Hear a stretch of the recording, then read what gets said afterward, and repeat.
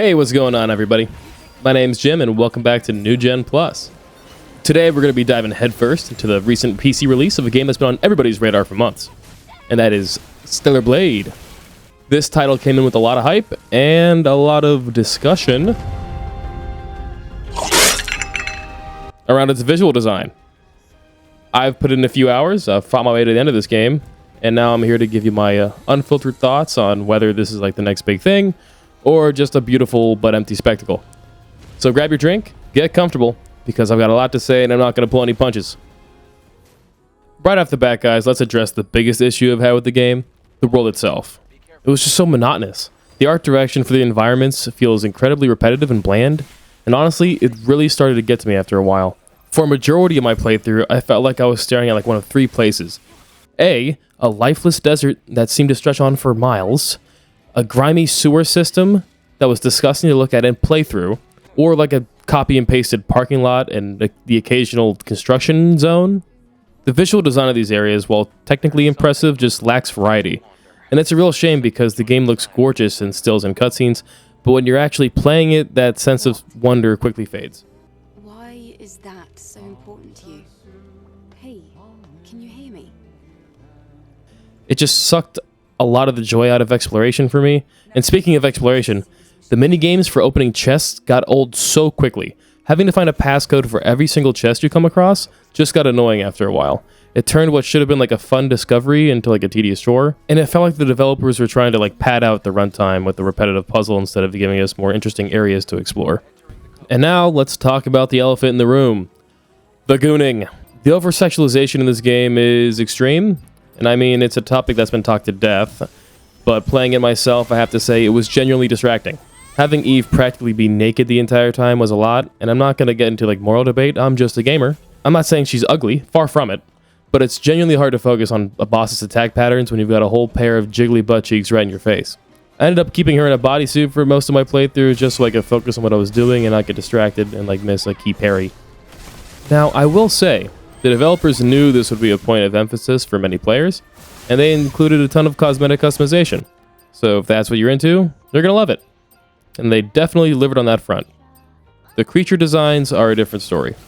These are some of the ugliest, most disgusting things I have ever seen in a video game, which is unique kind of cool, but the stark contrast between like Eve's flawless like doll-like design and the grotesque twisted monsters you fight felt kind of jarring.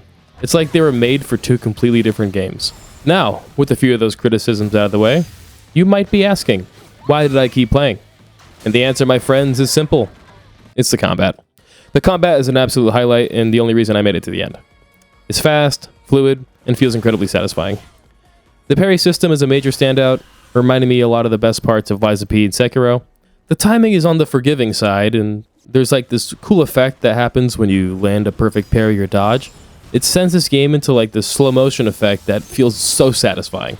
And I do have to applaud their addition of the blink and repulse abilities.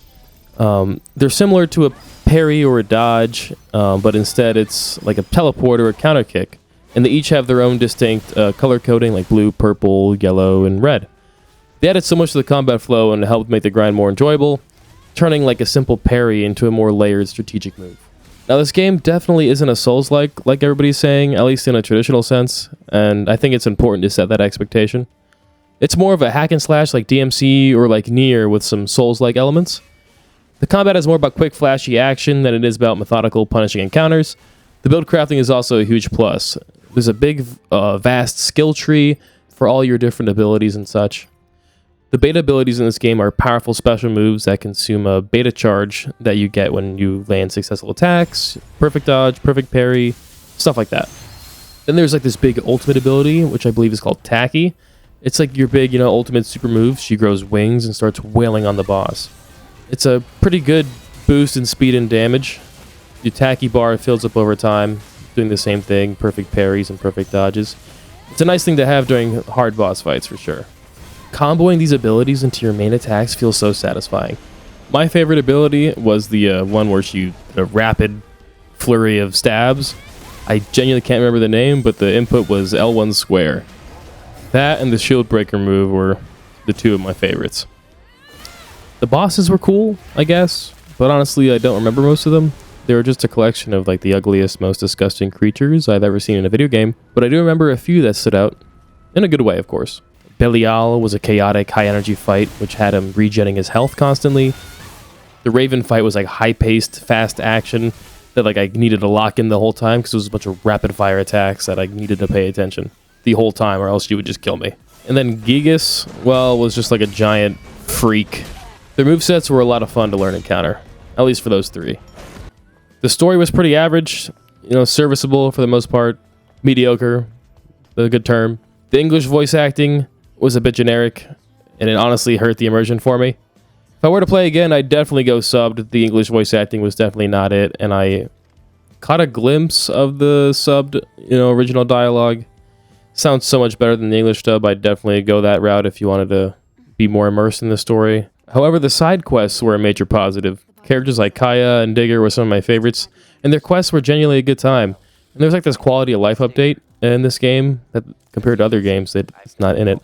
When you finish a side quest, you have the option to get teleported right back to the character that gave you the quest. That saves you the time from having to fast travel or walk all the way back to the person that gave you the side quest. It just saves time, and I really appreciate it. Usually when I got bored of the main game, I would go check out the hub world and see if there's anything I could do, you know, kind of get away from the monotony. The hub world, again, was a cool populated place that you could explore, and there were like little puzzles that if you really wanted to, you could go solve some. Although being more passwords and little mini games, but you know, at least it's something. Unfortunately, the combat couldn't save the game from its biggest flaw in the end: the enemies. The enemies became absolute bullet sponges with ridiculous amounts of health, and that was just on the standard difficulty. It's a rough sign when the enemies are the same throughout the game and only get more health as you progress. This is mainly an issue on like the back half of the game. In the early game, it's pretty normal, but you're just fighting the same exact enemies for like 80% of this game. The enemy variety is practically non-existent until like the final segment of the game where they kind of switch it up on you and give you robots to fight. But you're going to be fighting those same disgusting, gross creatures for the majority of your playthrough. It makes like 75% of this game feel like a real chore. So where does that leave us with the score? I was initially going to give it a 7, but after thinking it over and considering the frustrating repetition and slog of the later sections, I'm going to drop this to a 6.5. And honestly, it's a higher rating than I would rank it personally, but I'm trying to be objective here. This game was a slog to get through.